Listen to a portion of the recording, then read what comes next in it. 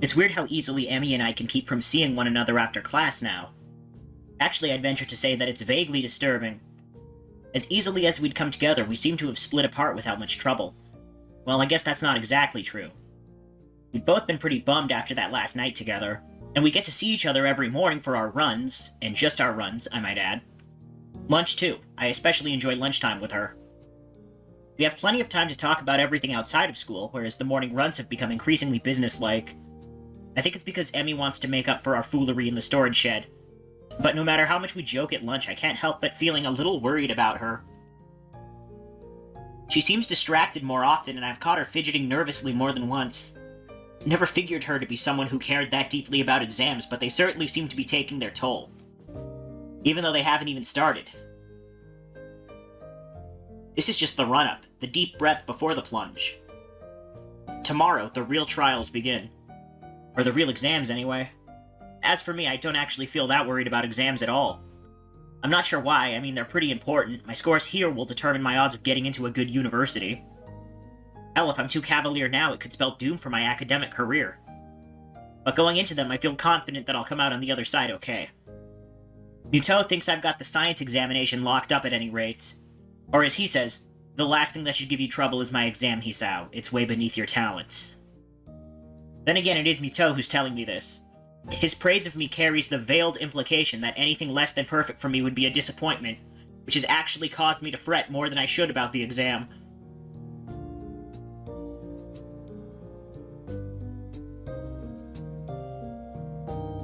It's for that reason that I find myself in the library after class, poring over the textbook. Pretty simple things to look over, some formulas of velocity, a few bits about friction. A walk in the park compared to my dreaded English exam. Never was good with languages. As I flip through the notes one more time, my mind begins to wander. After these exams are over, things should get easier. Soon we'll be graduated. Then off to college, hopefully. I remember my abortive attempt to find out what Emi plans to do after high school. She avoided the subject pretty deftly if I can recall. Heck, it seems that just about every time I push too hard, she dances around the subject. Or distracts me through other means. Like a few days ago at lunch when Rin wasn't around. I've done it! I'm startled from my reverie by Yuko's triumphant shout. Yeah. Yuko seems mortified at my sudden starting. Oh my god! I'm so sorry, I really wasn't, and it's just that... As she stutters, I move to quickly calm her down before she gets too agitated. Whoa, hey. My words seem ineffective. Yuko continues to work herself into a complete frenzy. And it's a library and I shouldn't be... Easy there, just calm down. And really, I'm setting a bad example, and now I'll get fired because I can't do anything right? Yuko! Shouting seems to work, though I draw the ire of several other students studying in the library. Yuko snaps to attention, like a soldier who's just heard the captain bark an order. Sorry. Calm down, it's okay.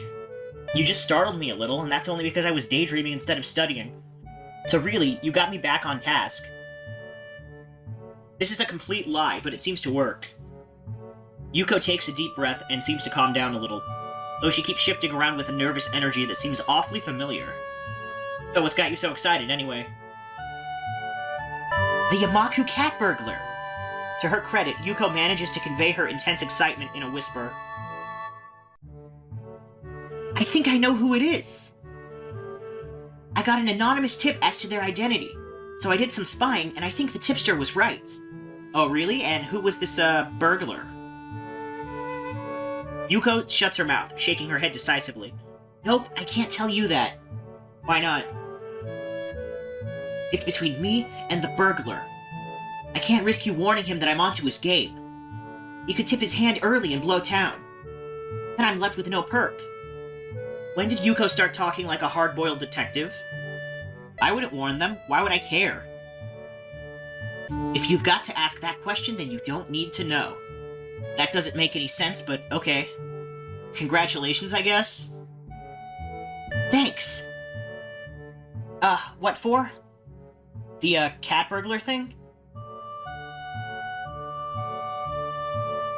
Yuko nods and smiles appreciatively. So, studying for exams? Well, that was the plan. I'm not having much luck, though.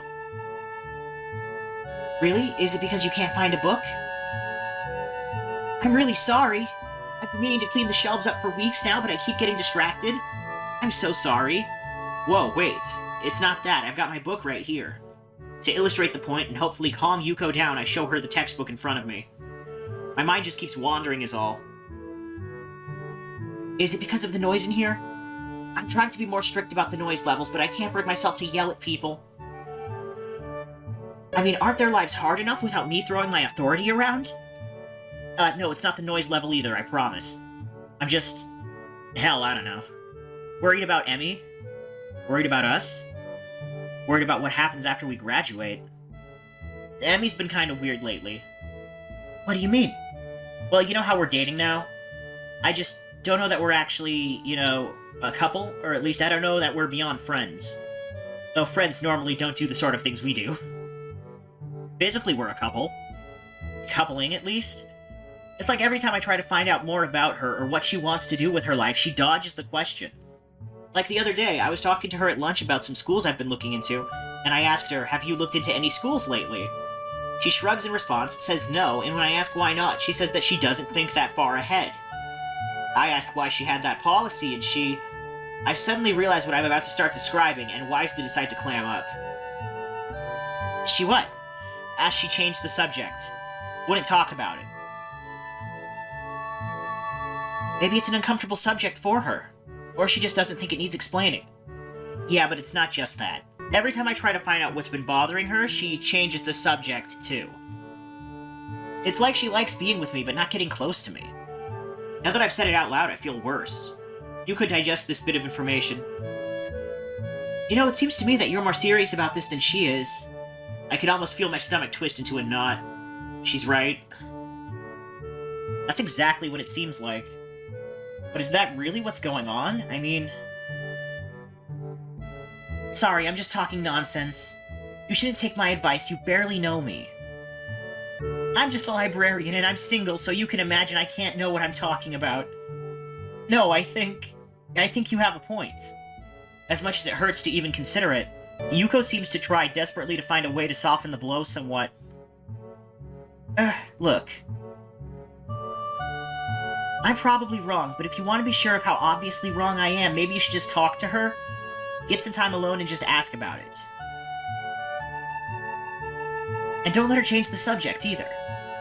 Yeah, maybe I should do that. Or maybe I should just enjoy what I have. We have fun hanging out, after all. And the runs are nice, and the other activities are nice, and talking to her is nice. Do I really need to get closer to her? What I've got right now is pretty good. But that's silly. I want to get closer to her.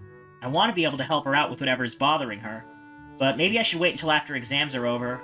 Maybe she'll brighten up once the stress is past. If she does, then I don't need to worry about it anymore. But if she doesn't, well, I'll cross that bridge when I come to it. I thank Yuko for her advice and head back to my room. Maybe I'll be able to concentrate more on my studies in there.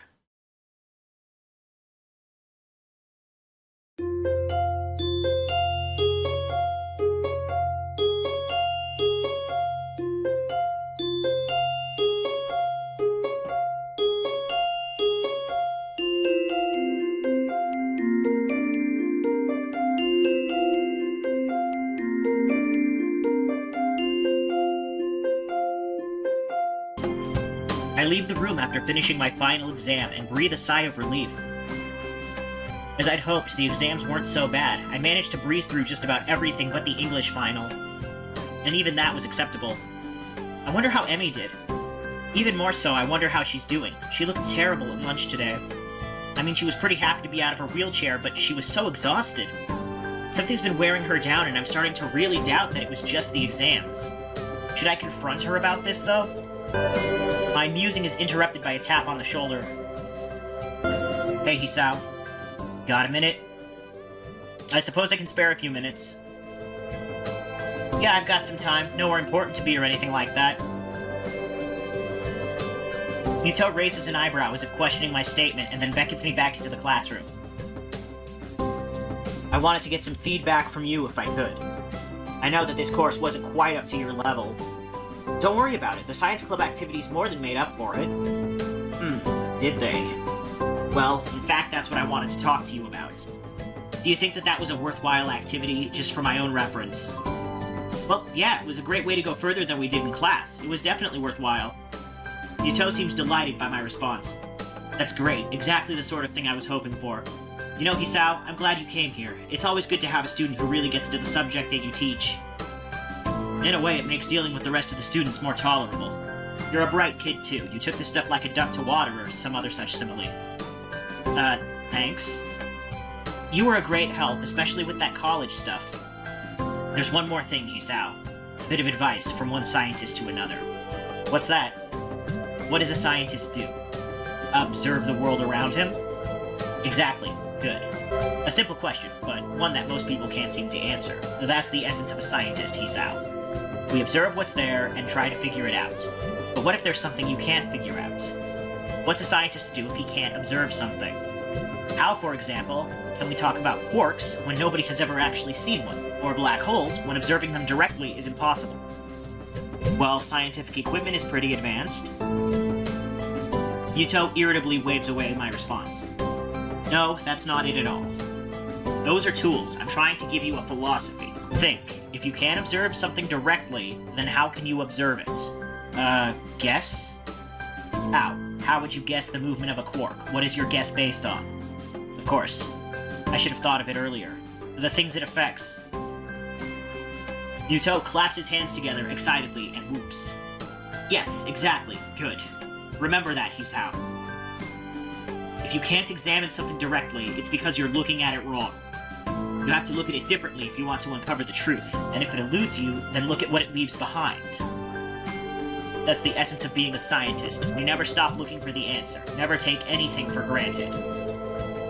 Observe, experiment, and observe some more. There's a lot of stuff out there that makes no sense, Hisao. Your job is to get it to make sense.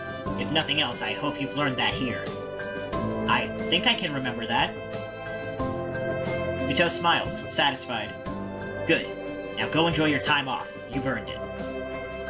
I leave the room, feeling a little confused. What brought that on? Although... Am I going about this thing with Emi the wrong way? If she won't tell me, then can I go about it some other way? The question keeps spinning in my head, even after I made my way back to my room. What if she gets angry about it? Besides, what if it's nothing? If I go in and refuse to leave until she tells me what's wrong or something, won't that come off as clingy? I don't want to start a fight or anything over something like this. Maybe I should just drop the matter and see how she is tomorrow before I do anything. Would it be so bad to just let it go? It's not like we don't enjoy each other's company. But as odd as it sounds, I really want to help her. I don't even know what with, or if there's anything at all she needs help for. But I want to. Suddenly a knock at my door rouses me. I open it to see Kenji. Oh, it's you. It's me? That's it? If you had any idea what I've been through, what I've done, you'd be happier to see me, dude. I mean, that was some epic you may never see me again shit. And here you are just acting like I went down to the store for some milk. You're a cold man, Hisao. I really respect that. Thanks, I guess? It's smart to play it safe, you know. Don't show any emotion. Keep your cards close to your chest. Unless it's time to show your cards, or you have bad cards. Then you should fold or collect your winnings. Do you understand? Yeah, that makes perfect sense. I take it the, mission went well? Whoa, awfully nosy of you, isn't it? You can't just go saying things like that. Things are at a delicate stage. One wrong move and bam, the invasion succeeds. I thought you were gonna blow the conspiracy wide open. It's bigger than I thought. I need to update my charts. And probably change some of the puppets around. You wanna help? I've got some whiskey from... somewhere. You can fill me in on everything your investigation has turned up. Better not. I'm, supposed to meet her today. I gotta go do that. Can't raise suspicion. Kenji nods in approval. Still keeping it close to the chest, eh? Okay, man. I respect that. Good luck. Thanks. I'm just gonna pretend, for the sake of my own sanity, that he's wishing me luck in talking to Emi. And if I squint, that whole card analogy he was talking about works here. Time to lay it all on the table. Or see if I can get Emi to do so, rather. With a sense of something approaching purpose, I head for Emi's room. I hop up the stairs leading to her room and knock on her door. Who's there? Huh, that's odd. Her voice sounds a little choked. Hey, it's me. I thought I'd stop by. Hisao? Come on in. I reach down to open the door, only to find that it's locked. More and more curious. Your door's locked. Oh, yeah, sorry. Give me a minute. In a few minutes, Emi opens the door, grinning. Sorry, I had to put my legs on. I was napping. Despite her grin, there's something definitely off. Emi's eyes are slightly red, and it looks like she's been crying. Hey, no problem. Are you okay? Huh? Yeah, I'm fine. It's just that you look like you've been crying. Oh yeah, Hisao, you're off to a great start on this one. What? Nah, I'm fine. I'm just happy to see you. She punctuates this with a long kiss that continues as the door slams shut behind us. I know what she wants to do now, and I'm also painfully aware of how badly I want to do it too, but... I break the kiss with a wrench of self-control that nearly kills me. Hey, wait. Emi's eyes crinkle in confusion. Huh? Wait for what? We need to talk. Isn't that supposed to be my line? And never a good thing to say? She's got a point. It's usually the lead into a breakup, or the prelude to a fight. Maybe it can be a good thing this time. That's the hope anyway. Uh-huh. Can we at least get onto the bed? It's my first day back on these things and I'm still readjusting. Plus, the nurse said I should try to be on them less often since running puts such a strain on them. Can't argue with that. It's a trap. We both know it, and we both don't care. Then again, it's awfully hard to get angry while in bed with the object of your affection, so maybe there's that motivation too. I set Emi's legs by the bedside and sit down next to her, throwing an arm around her shoulders. In silence, we enjoy just being able to be in this position again for a few minutes. Then, of course, I need to ruin it by opening my mouth. Look, I know that you've been having kind of a rough time of it lately, and I want to help you out. I thought it was just the exams getting to you, but now I come to your room and you've been crying, and that kills me. But I can't do anything if you won't talk to me about it. I told you I'm fine. No, you aren't. It's obvious that something's eating at you. You can tell me, you know? There's the slightest increase in tension in Emi's voice. Why is my saying I'm fine not good enough? You're concerned, I get that, that's cool, but I'm fine, and it's nothing that you need to worry about. Not sleeping and spacing out more than Rin doesn't strike me as being fine. I want to help. Uh-huh. Yeah, I don't like seeing you like this. I want you to be happy too, you know? I get the feeling that came out wrong because Emi fixes me with an icy stare. So you want to fix me, Hisao? She's definitely getting angry now. Want to swoop in on your white charger and save the day? Stop the nightmares, the phantom limb pains? Restore what's lost? Voice catches in her throat and the tears start to flow. Well, you can't.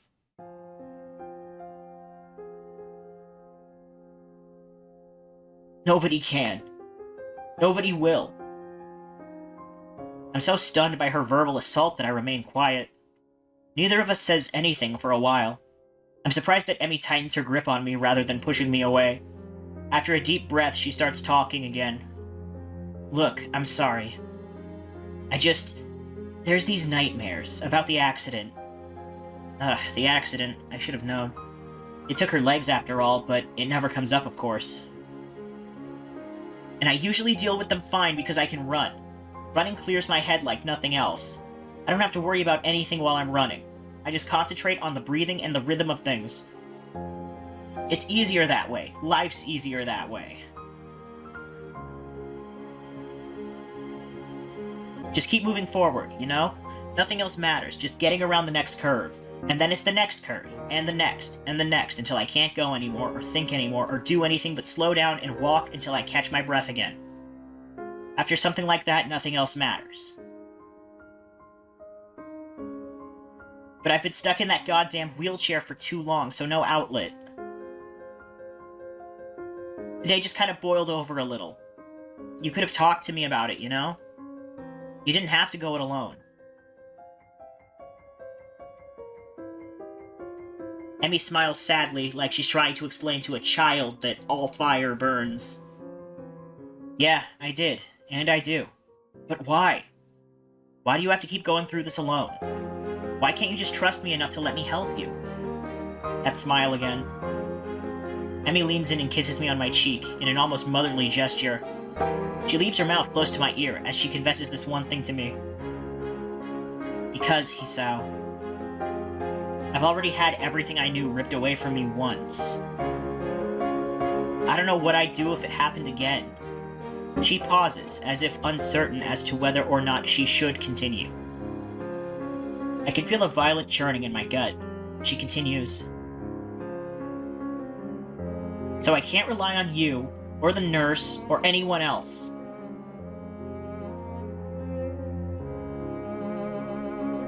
Just me. That's how it's gotta be.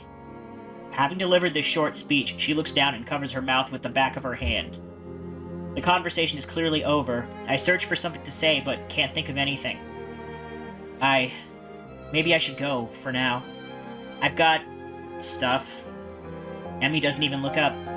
She sounds tired, or relieved. I can't tell which. Okay, Hisao. Go take care of that stuff. I'll see you tomorrow.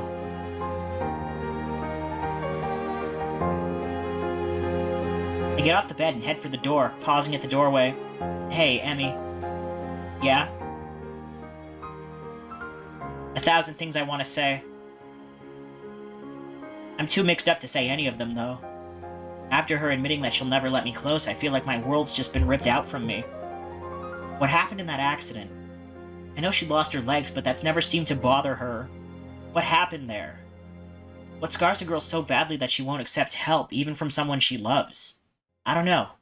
But I want to know. I want to know so badly that being denied the answer feels like a knife in my guts. I've been smiling this whole time, haven't I? Shit. Anyway, I think it's obvious that she also lost her father in that accident. And everybody seems to be aware of it except for the main character. Hisao? You were saying? I'm still standing in the doorway. Nothing. Never mind. And I'm closing the door. And walking down the hallway. Down the stairs. Out the door. Into the dark.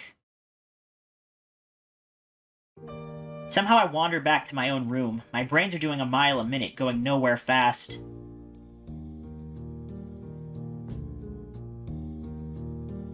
I can't figure out how to deal with this. I thought that moving forward was a good thing. Dwelling less on a past that I can't change, living in the present and looking at the future.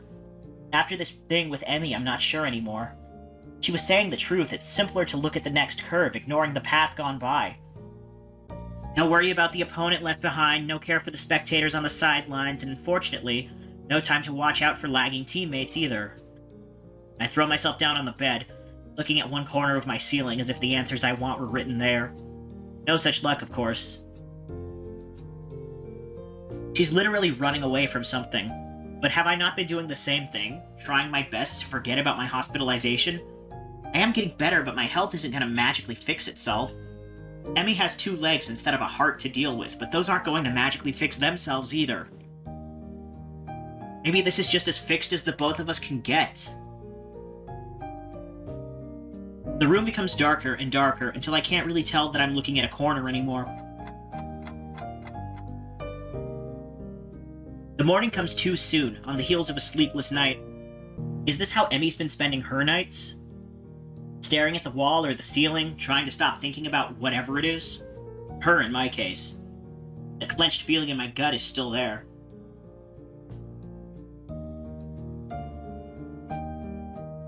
I can't rely on you. Words spoken so casually. Almost like she were teasing me or chastising me for suggesting that the earth is flat. That's how it's gotta be. The way it's gotta be sucks. I'm feeling so miserable that I very nearly decide to skip the run. That would be stupid, though. It's not something I should do just to see her. Sure, that was the original reason, but it's something more now. I've started to enjoy the running itself. There are worse ways to get the blood flowing, anyway. Never thought I'd say that after the first week or so, but I feel a lot better after a run. Like, no matter what else I do today, I've at least done that one thing. It wakes me up too, and Emi herself said that running always clears her mind. Maybe it'll help clear mine. I hope so.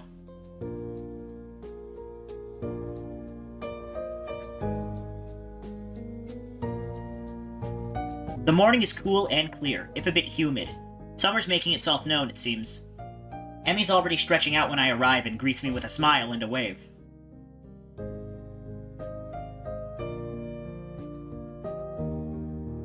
Hey, Hisao. The sight of her so chipper is like a kick in the nuts. How can she be so happy after yesterday? 'Cause she's masking? I give a half wave and I'm surprised to receive a hug. Hey, about last night. Here it comes. I wanted to say thanks. I actually managed to get some sleep for the first time in a while, and I think it's because of our talk. So thanks. How could she sleep better after our chat? She basically told me that she wouldn't get any closer to me. And that let her sleep well? Excuse me, but what the hell? Emi either doesn't notice my bafflement or chooses not to notice. No telling with her anymore. Oh, no problem. Glad it helped. The venom that threatens to drip into my voice is controlled for now, but I think I'd better start running now before I do anything stupid. Emi seems equally willing to get started, and before long we're darting around the track. I can tell she feels more relaxed. Her running has gone back to the more graceful movements I remember from when I first watched her. There's a stark contrast to the almost brutal way she's been hurdling herself around the track these past few days. Our talk really does seem to have helped her. A pity it couldn't help me. I get into the rhythm of the running, thinking back to when I couldn't afford thinking about anything else but keeping my breathing steady and legs moving. Guess those days are gone. At least for the first couple of laps. Annoyed at the lack of success I'm having with clearing my head, I increase the pace. Oh god, no. He's gonna have a fucking episode. Ah, there's a burning sensation in my legs. The breathing comes ragged in my chest, the pounding of my heart, which I still need to be careful about. But it does seem to have gotten stronger. I can feel it pumping blood through my veins. The sound thrums in my ears, but instead of being panicked as I was that day in the snow, I'm filled with elation. Yeah, it's working. My heart, that fatal flaw that landed me here, has improved. I'm able to keep going now, and maybe one day I'll be able to stop worrying as much. Right now, it doesn't matter that I have no idea what to do about Emi and me. All that matters is that my arms and legs continue to pump in concert with one another. Nothing else. As I hit the final stretch, I remind myself that running really does help, though not as much as I'd hoped. I do feel better, and as I walk a few laps to cool down, I begin to remember last night in a slightly less emotional manner. Emi wants me to stay distant from her. I can't bring myself to do so. There's gotta be a way around this, some kind of middle ground I can reach. Not sure what that middle ground is, though. Damn, I was almost feeling optimistic. Nice run, Hisao. You've really improved. Nice run. That's all I can hope for now, isn't it? Congratulations, Hisao. You're pathetic. I gotta change my attitude. Well, you know, I am pretty awesome. And yet I just keep saying things that I don't mean. Any second now, I'll be as good at hiding my problems as Emi is.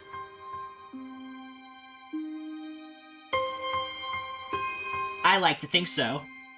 Why does she do this to me? Say something like that with such real affection in her voice that it makes my heart leap. She doesn't mean it. She can't. I must be doing a worse job than I thought because Emi peers closely at me. Hey, you feeling okay? Maybe we should get to the nurse, huh? Yeah, I'd hate to keel over on you. Emi looks a little shocked at my bitter tone. Don't say things like that. You've already done it once before, you know. Why does she act so affectionate? She doesn't really care. I thought she made that clear. But despite all of that, I find myself apologizing, even though I shouldn't have to. Even though she's probably just putting on an act. Okay, clearly, she's afraid to get close to people because she's afraid to lose to people. That fear doesn't come from a place of not caring. That fear comes from a place of caring. Sorry. Come on, let's see the nurse. I can't get myself to calm down the whole time. Every time it feels like I've gotten over what happened last night, Emi does something or says something that shows affection, and I'm back to the beginning. The image of her ending that conversation haunts me.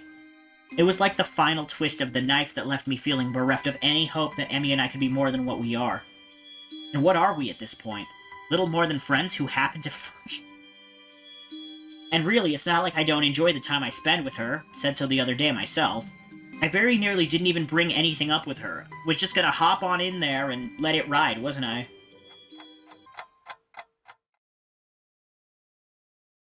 With this running through my head, I find myself in front of the nurse's office, still brooding as he checks out Emi. Emi comes bounding out of the door, gives me a kiss, and darts off to shower, I assume. Meanwhile, the nurse beckons me into his office to give me the ritual once-over. Any problems today? Nah, I even pushed it a little harder today than I have in the past, and I seem to be able to handle it. That's uncharacteristically risky coming from you, Hisao. You've been hanging out with Emi too much, she's rubbed off on you, and not necessarily in a good way. At the mention of Emi's name, I can't help but frown unhappily in spite of my efforts at control. Well now, this is new, don't you think? Last I checked, your usual response to Emi's name was a grin, not a frown. What exactly happened between you two, because Emi doesn't seem to be in on it, whatever it is. She looked more relaxed than I've seen her in weeks, which is unusual for this time of the year. What do you mean by that? By what? For this time of the year. I keep trying to find out what's been bothering her, but she clams up as soon as I broach the subject. Then last night, she said... Let me guess, she won't tell you because she says she can't trust you. And now you're crushed because you thought that the two of you were so much more than she seems to think, right? More or less? How the heck did you know?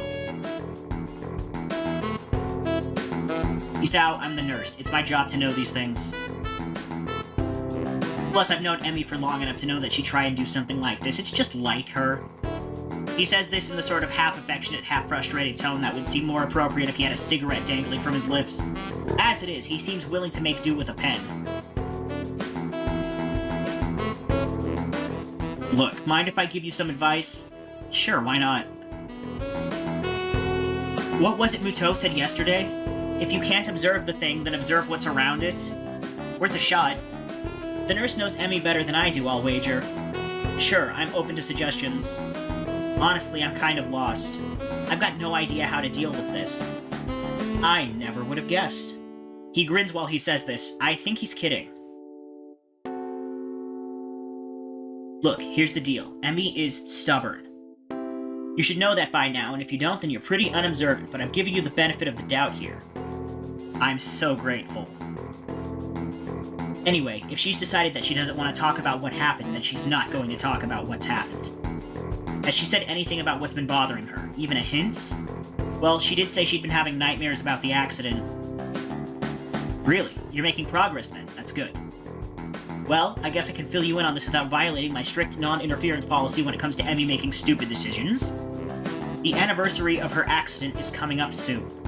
She gets depressed around this time because it was a pretty traumatic event considering what she lost. That's the other thing. She acted like she lost more than just her legs. What happened? Whoa, nope, not going there. You're gonna have to ask someone else about that because that's a whole can of worms that I am not going to open. If Emi wants you to know, she'll tell you in her own time. You've just gotta be patient, that's all. Why are you even helping me with all this? Because you're good for her. She trusts you, even if you don't think she does. And you've got the best chance of anyone at this school right now to help her through this time of year. She won't accept my help, but she might accept yours if you don't screw up.